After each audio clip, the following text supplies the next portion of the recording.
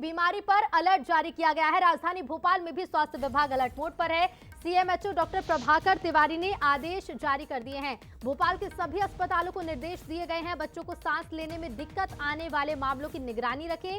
Covid guideline का पालन कराने के निर्देश भी दिए गए हैं। डेटा को ऑनलाइन पोर्टल पर दर्ज किया जाएगा। तो ये बड़ी खबर आपको बता दें, चीन में बता दें इन दिनों एक बीमारी फैली हुई है जिससे बच्चों के फेफड़ों में सूजन आ रही है और इसी के चलते राजधानी भोपाल में भी अलर्ट जारी किया गया है। तो चीन में फैल रही बीमारी के लक्षण क्या हैं वो भी जान लीजिए। खांसी, गले में दर्द, खराश, इसके साथ ही फेफड़े में सूजन, सांस नली में सूजन भी इसके लक्षण हैं। तो खांसी, गले में दर्द या खराश और मुख्य रूप से जिस तरह से देखा जा रहा है जो केस चीन से सामने आ रहे हैं, बच्चों में ये बीमारी फैल रही है और ऐसे में कोविड गाइडलाइन का पालन कराने के निर्देश भी भोपाल में दिए गए हैं। सभी अस्पतालों को निर्देश जारी कर दिए गए हैं। डब्ल्यूएचओ की क्या गाइडलाइन है वो भी जान लीजिए।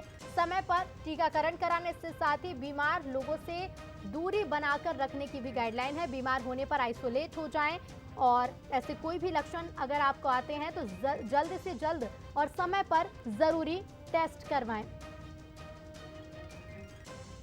और इसी पर हम और ज्यादा जानकारी लेंगे। हमारे साथ डॉक्टर प्रभाकर तिवारी जी जुड़ रहे हैं, सीएमएचओ हैं भोपाल के। सर, आपसे जानना चाहेंगे, चीन में तो खतरा बढ़ता जा रहा है लेकिन राजधानी भोपाल वासियों को किस तरह से अलर्ट रहने की जरूरत है और क्या कुछ लक्षण हो सकते हैं जिनकी पहचान की जा सके और जल्द से जल्द चेकअप कराया जाए? जैसा आपको मालूम है कि चीन से इस तरह की खबरें मीडिया में छपी हैं कि वहां पर रेस्पिरेटरी सिस्टम, यानी अगर हम सामान्य भाषा से कहें तो इसमें सर्दी, खांसी और इसका गंभीर रूप जो निमोनिया होता है उससे संबंधित बड़े पैमाने पर रोगी होने की मिली हैं। इसको दृष्टिगत रखते हुए भारत शासन ने और हमारे मध्य प्रदेश सरकार ने भी गाइडलाइंस जारी की है कि सभी सरकारी और निजी अस्पतालों को इन पर लगातार निगरानी रखनी है और अगर ऐसे कोई केसेस देखने को आते हैं तो आईडीएसपी या आईएचआईपी, जो कि हमारा पोर्टल है इंटीग्रेटेड डिजीज सर्वेलेंस का, उस पर रिपोर्ट करनी है।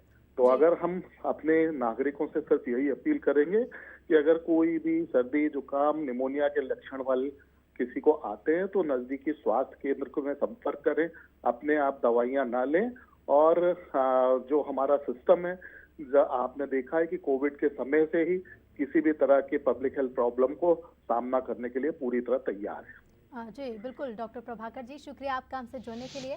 तो गाइडलाइन का पालन करना बेहद जरूरी है। इसके साथ ही देखिए अस्पतालों में तो प्रबंधन अलर्ट मोड पर है क्योंकि पहले ही निर्देश जारी कर दिए गए हैं, लेकिन इसके साथ ही सावधानी बरतना भी बेहद जरूरी है।